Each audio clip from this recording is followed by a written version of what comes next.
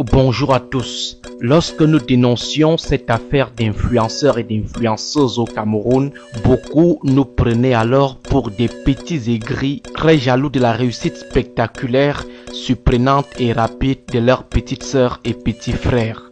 Nous dénoncions cette vie prétentieuse et très ostentatoire des jeunes gens dont les seuls faits d'armes sont l'exhibition de leurs formes généreuses sur les réseaux sociaux, la publication des choses qui font rire et la vente des produits décapants toujours sur les réseaux sociaux. Jamais ces gens ne vous donnent les adresses exactes de leurs entreprises, dans quel quartier elles se trouvent, mais ils vous disent seulement qu'ils sont des entrepreneurs. Jamais leurs entreprises ne font dans la production des solutions aux vrais problèmes de survie des Camerounais. Tout tourne autour de la transformation frelatée des apparences physiques. Des gens bien noirs comme le charbon deviennent des petits blancs du jour au lendemain. Des gens au corps transparent comme des cure-dents comme nous autres deviennent des obélix du jour au lendemain. Des gens aux cheveux crépus comme les nôtres deviennent des petits Brésiliens et Indiens du jour au lendemain. La génération des métamorphosés et des masqués. Nous nous posions alors la question de la provenance des fortunes vantées par ces jeunes filles et jeunes garçons, des réussites très curieuses et soupçonneuses qui font rêver presque tous les jeunes des réseaux sociaux aujourd'hui. C'était dans notre chronique du 20 décembre 2021. Nous nous demandions comment des gens qui font seulement rire quelques personnes sur les réseaux sociaux peuvent revendiquer autant d'argent et une vie si luxueuse. Comment des gens dont les entreprises n'existent que sur Facebook et opèrent uniquement dans la falsification des apparences peuvent revendiquer des crans de vie qui dépassent ceux des Dampulo, Paul Fokamkemounié, Fadil Bayero ou encore Nana Bouba. Nous interrogions à cette époque leur héroïsation par la société camerounaise.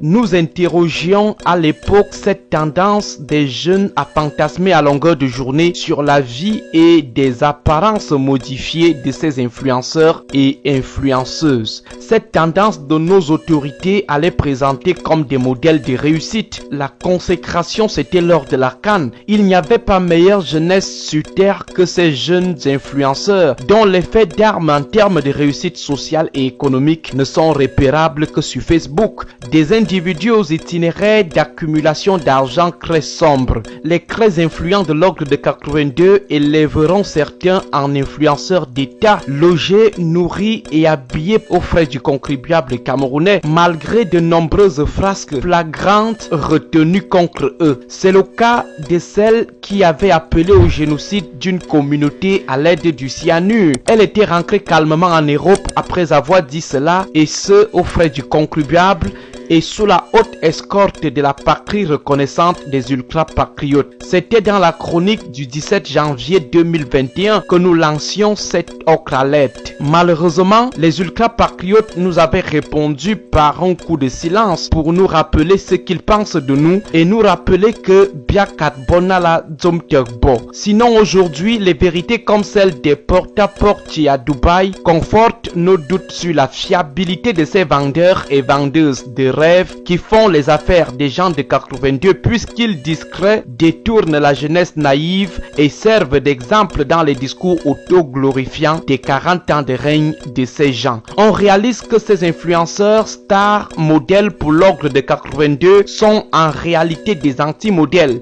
D'abord, plusieurs d'entre eux sont des déchus sociaux qui ont décidé de réussir à tout prix, même au prix des pratiques sexuelles ignobles et dégoûtantes qu'on découvre dans les vidéos du scandale Porta-Potty. Porta-Potty signifie toilette portable. Ensuite, beaucoup d'entre eux vendent du vent. Enfin, certains font dans la promotion de la perversion et de la déperdition. Avec ces influenceurs, nous sommes en train de vivre l'ère de l'argent sale et de la gloire de la saleté. Mais il faut aussi relever que ce ne sont pas tous les influenceurs et influenceuses qui vendent leurs âmes au dieu des immoraux et de la cupidité. Ce ne sont pas aussi tous les TikTokers et TikTokeuses, tous les artistes qui tiennent leur vie de la prostitution horrible et déshumanisante à la Dubaï Porta-Potty.